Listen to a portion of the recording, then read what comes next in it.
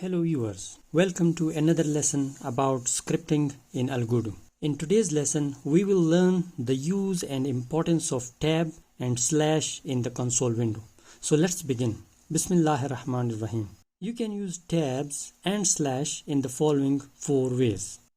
Type a single letter and press tab, or type multiple letters or a word and press tab, or type package name, then put a dot and then press tab, or you just type slash, then a letter or a word and press enter.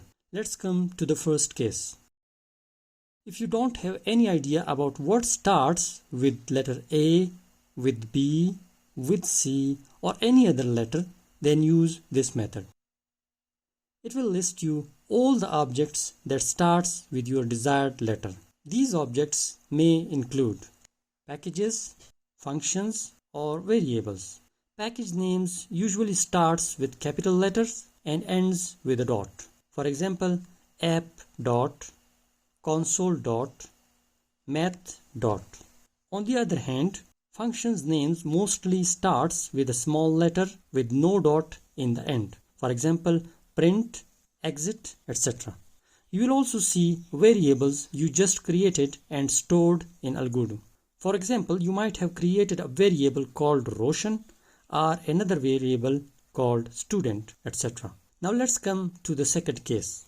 If you have some idea of a package, function, or a variable, but you don't remember the whole spelling.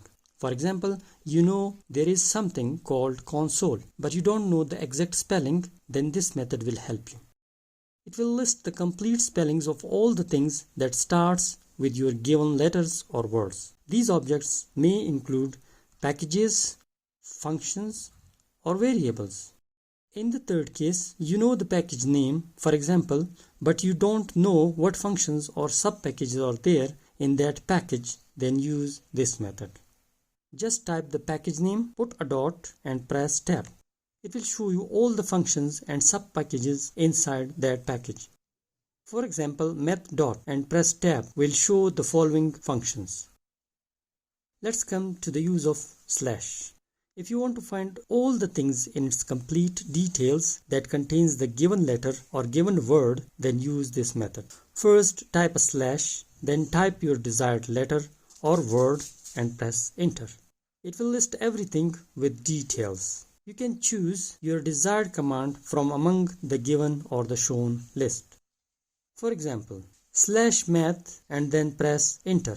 It will show everything that contains the word math in it, including packages and functions and variables, etc. Now let me show you the difference between the use of slash and tab methods. For example, you can either type slash math dot and then press enter, or you can type math dot and then press tab. The first method will show you the commands in full complete form.